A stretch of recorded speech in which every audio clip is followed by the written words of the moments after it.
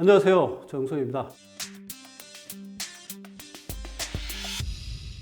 부자가 되는 재테 후의 노하우, 특히 월급쟁이 같이 고정적인 소득을 가진 사람들이 돈 공부를 통해서 어떻게 부자로 퇴직할 수 있느냐, 이 부분에 대한 얘기들이 여러분들한테는 소중한 얘기가 될 거라고 생각합니다. 저 같은 경우에는 1997년도에 제가 결혼했는데 2,500만 원으로 시작을 했습니다. 2020년에 퇴직할 때 50억 자산가로 해서 경제적인 어려움이 없는 정도로 퇴직할 수 있었던 그런 재테크에 대한 노하우들을 여러분한테 지금부터 얘기해 드리겠습니다. 제가 돈 공부를 통해서 보니까 다른 경제 공부나 경영 공부에는 절대로 없는 부자가 되는 함수들은 따로 있더라고요.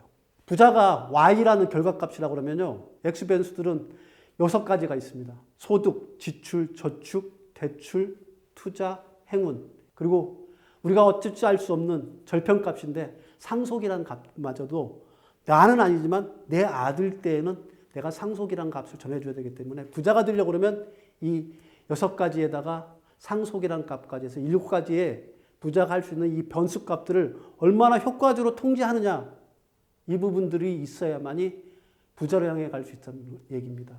먼저 상속값은 자본주의 사회에서는 굉장히 중요한 값이에요. KB금융에서 1%에 대한 부자들을 조사를 해보니까 10명 중에 9명이 상속이라는 변수값을 받아서 부자가 됐더라고요.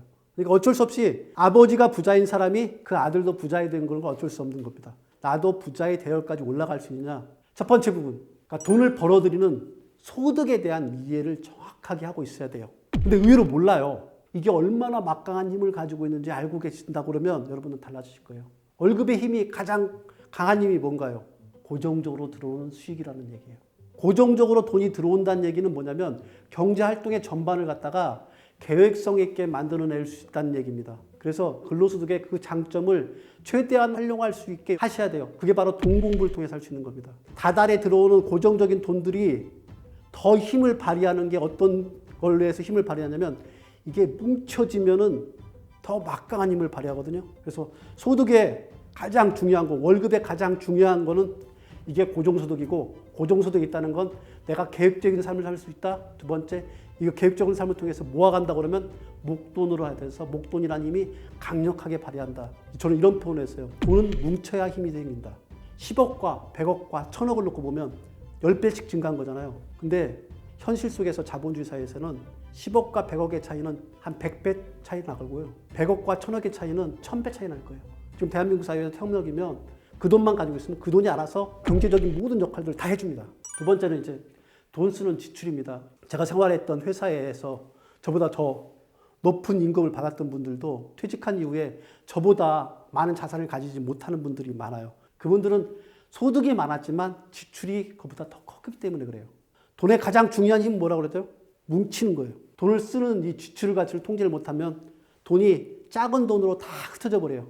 10만 원, 100만 원 이렇게 다 흩어져 버려서 이 돈들이 1억, 10억으로 갖다 모여지지가 않아요. 그래서 돈 쓰는 지출에 대한 것들은 관리할 수 있는 부분들이 관리가 돼야만이 멈춰져서 쌓이게 됩니다. 이렇게 쌓이게 되는 돈들을 갖다가 어떻게 하냐면요, 저축이란 변수로 쌓는 겁니다. 흔히 얘기하면 예금을 해가지고 거기에 이자를 받으려는 게 아니에요. 저축은 그냥 원금을 쌓아가는 거예요. 이 쌓아가다 보면은 뭉쳐지게 돼 있습니다. 근데 대부분의 월급쟁이는 이때 어떤 선택을 하냐면요, 빠르게 돈을 갖다가 목돈을 만들기 위해서 비트코인 한다든가 리스크에 노출돼서 사라져버리게 하는 경우들이 많습니다. 네 번째 변수는 돈을 빌리는 대출입니다. 내 돈만 가지고서는 목돈을 만들 수가 없어요. 남의 것을 빌려야 돼요. 근데 돈을 빌리려고 그러면 뭐가 있어야 되나요? 신용이 있어야 됩니다. 직장 생활할 때만 돈을 대출주지 퇴직한 이후에 저는 지금 대출도 못 받아요. 그래서 직장 생활하는 동안에 대출을 받으셔야 됩니다. 다만 대출을 받을 때는 3가지의 조건들을 반드시 지켜줘야 돼요. 첫째, 대출은 투자에 사용하셔야 되지 지출에 사용하시면 안 됩니다. 대출을 해서 벤츠를 사시는 분들이 있더라고요. 할부란 대출을 통해 가지고 미래의 소득을 갖다 끌어다가 벤츠를 산다 그러면 가장 기본적인 돈을 빌리는 대출의 첫 번째 조건을 위배하는 겁니다. 무조건 대출한다 그러면 투자해야 돼요. 어디에? 불변의 자산에. 불변의 자산이라고 한다 그러면 시간이 지나면 지날수록 위험도도 작지만 자산의 가치가 상승하는 것들이 있습니다. 땅과 금이에요. 그래서 이런데 대출받았던 것들은 투자해야 됩니다. 세 번째 조건은 투자에 대출받으려는 시간이 있습니다.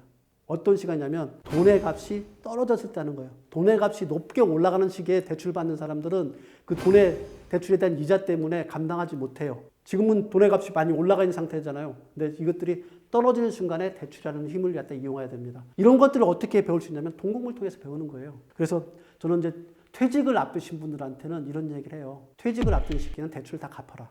그리고 마지막은 돈을 불리는 투자입니다. 투자 종목은 아까 말씀드렸던 것처럼 불변의 자산에 투자하는 겁니다.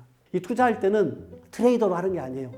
절대로 월급쟁이는 직장인들은 트레이더 하면 안 돼요. 왜냐하면 그거 보느라고 자기가 일에 집중할 시간들을 할 수가 없어요. 일에 집중해서 일에 성과를 만들어내야지 직장 내에서 승진하면 월급이 올라갈 것들을 만들어낼 수 있는데 대부분 다 트레이더로 뭔가를 투자를 하시는 분들은 그걸 못 하더라고요. 그래서 저는 트레이더가 아니라 인베스터, 말 그대로 가치 투자하는 사람으로 하셔야 됩니다. 그래서 돈을 불리는 투자에 월급쟁이가 해야 될 가장 중요한 점은 불변의 투자 가치에 투자해라. 두 번째는 트레이더가 아니라 인베스터로 해라. 그리고 마지막 변수인 돈의 행운을, 돈의 운을 그러면 어떻게 잡을 것이냐. 인생을 살아가다 보면 3번의 운은 다 온다고 하더라고요. 누구에게나 다 온다고 하더라고요. 근데 이 3번의 운 중에 잡은 사람이 있고 못 잡은 사람만 있을 뿐이라고 그러더라고요.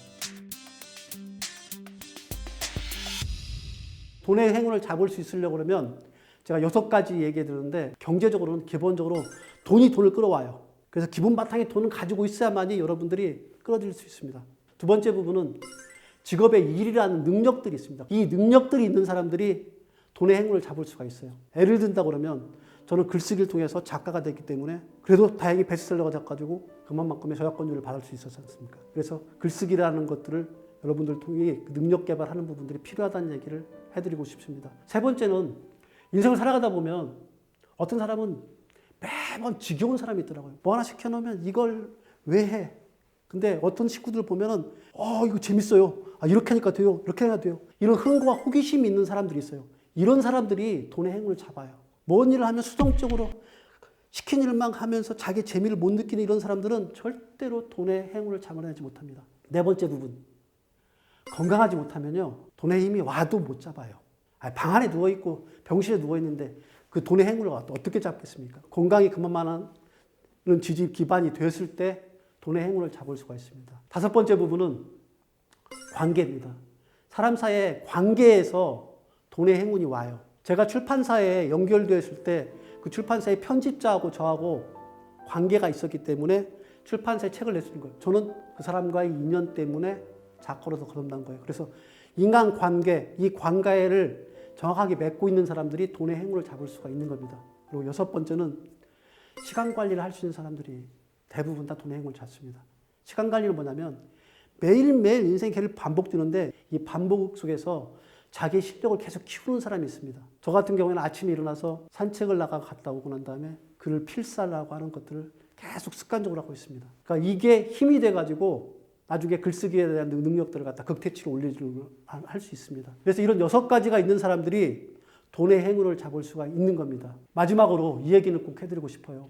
여러분들 인생의 목표가 행복하고 건강한 삶을 살기 위한 목표가 있다 그러면 이 밑에서 역상격으로 받쳐주는 게 뭐냐면 돈이에요. 그래서 돈을 바탕 위해서 마음의 행복도 신체도 건강도 다 만들어줄 수 있기 때문에 4050 세대 특히 퇴직 이전에 돈 공부를 최우선을 해서 여러분들의 삶에 기본적인 바탕 뿌리를 깊게 했으면 좋겠다. 이 얘기를 드리고 싶어서 오늘 이 자리에 섰습니다.